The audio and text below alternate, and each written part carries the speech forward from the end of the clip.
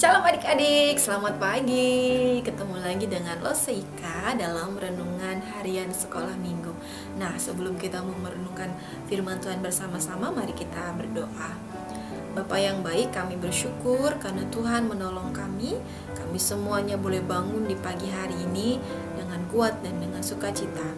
Dan sekarang kami juga bersyukur karena kami boleh bersama-sama lagi untuk merenungkan kebenaran firman Tuhan. Dalam nama Tuhan Yesus Kristus kami sudah berdoa, amin. Nah, adik-adik, hari ini kita mau merenungkan satu bagian firman Tuhan yang terambil di dalam 2 Korintus pasal yang kelima, ayat yang ke-17 sampai ayat yang ke-18. Jadi, siapa yang ada dalam Kristus, ia adalah ciptaan baru. Yang lama sudah berlalu, sesungguhnya yang baru sudah datang. Dan semua ini dari Allah, yang dengan perantaraan Kristus telah mendamaikan kita dengan dirinya, dan yang telah mempercayakan pelayanan pendamaian itu kepada kami. Nah, adik-adik, hari ini kita mau merenungkan firman Tuhan dengan satu tema, yaitu Aku berubah. Aku berubah. Ya, bukan berarti tiba-tiba kalau kita semuanya bilang aku berubah, jeng jeng jeng, jadi kayak Power Rangers begitu ya. Tidak. Nah, aku berubah. Adik-adik, kemarin kita sudah belajar bagaimana kita menerima Tuhan sebagai Tuhan dan Juru Selamat dalam kehidupan kita secara pribadi. Jadi kita masing-masing mau menerima Dia sebagai Tuhan dan Juru Selamat dalam kehidupan kita masing-masing. Nah, hari ini kita mau belajar apa yang terjadi ketika kita sudah menerima Tuhan sebagai Tuhan dan Juru Selamat di dalam kehidupan kita. Yang pertama, dosa-dosa kita akan dihapuskan. Adik-adik masih ingat bagaimana Tuhan Yesus menanggung dosa-dosa kita? Yaitu melalui kematiannya di atas kayu salib. Ya, kematiannya di atas kayu salib menghapuskan dosa-dosa kita. Adik-adik masih ingat juga ya bahwa kita semuanya ini adalah orang-orang yang berdosa. Mau laki-laki perempuan, mau anak-anak atau orang tua, mau besar atau kecil, mau rambut keriting atau rambut lurus, mau yang kulit putih, kulit hitam, semua kita adalah orang-orang yang berdosa dan kita tidak bisa menyelamatkan diri kita sendiri. Maka dari itu kematian Tuhan Yesus di atas kayu salib menghapuskan semua dosa-dosa kita, dan dosa-dosa kita, pelanggaran-pelanggaran kita diampuni atau dihapuskan oleh kematian Tuhan Yesus. Nah, yang kedua, kita akan memperoleh hidup yang kekal. Hidup yang kekal artinya apa ya loh, sehidup yang kekal gitu?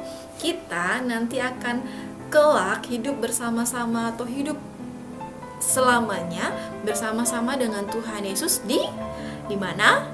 Ada yang tahu? Di surga. Kita akan bersama-sama dengan Tuhan Yesus nanti hidup bersama-sama di surga.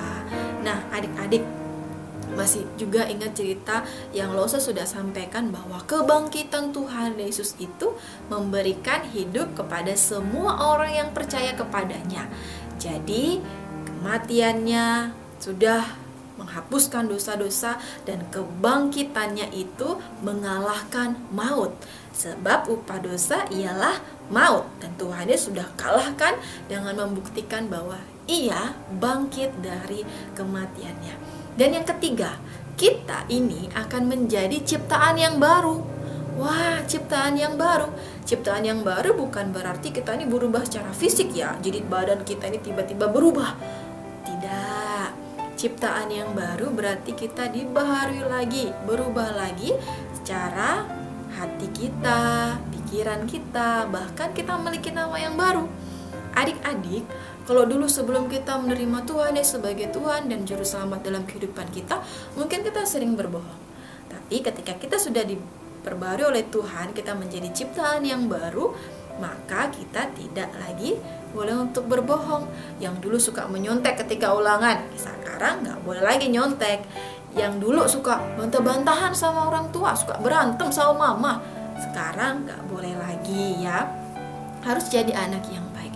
Bahkan dulu kita menjadi seteru Allah, sekarang kita ini adalah sahabat sahabat Allah, anak-anak Allah, nama yang baru untuk kita. Dan yang terakhir, yaitu Tuhan Yesus memberikan Roh Kudus-Nya kepada kita untuk semua orang yang percaya kepadanya. Untuk apa? Supaya apa? Roh Kudus itu akan menolong kita untuk kita menaati perintahnya, untuk kita menyenangkan hati Tuhan di dalam kehidupan kita. Roh Kudus itu yang menolong hidup kita. Nah, adik-adik, kita harus bersyukur, kita harus berterima kasih karena karya Tuhan Yesus yang sangat-sangat luar biasa. Dari kematiannya di kayu salib, kebangkitannya, dan juga kenaikannya di surga.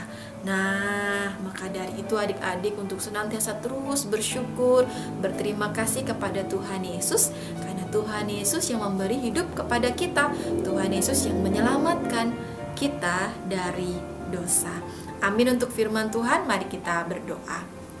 Tuhan Yesus, terima kasih untuk firman-Mu hari ini. Kami bersyukur dan berterima kasih karena Tuhan Yesus mau mati bagi kami.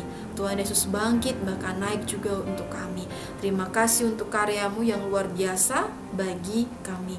Kami mau menerima Engkau sebagai Tuhan dan Juru Selamat dalam kehidupan kami. Maka Tuhan juga yang menolong kami dan memampukan kami untuk kami hidup menaati perintah Tuhan dan menyenangkan hati Tuhan. Terima kasih ya Tuhan Yesus untuk hidup yang Tuhan beri bagi kami. Terima kasih untuk kasih yang besar yang Tuhan juga terus sediakan bagi kami. Dalam nama Tuhan Yesus Kristus kami sudah berdoa. Amin. Nah adik-adik, sekian dulu ya renungan firman Tuhan kita hari ini. Tuhan Yesus memberkati kita semuanya. Selamat beraktivitas untuk kita semuanya. Dadah adik-adik.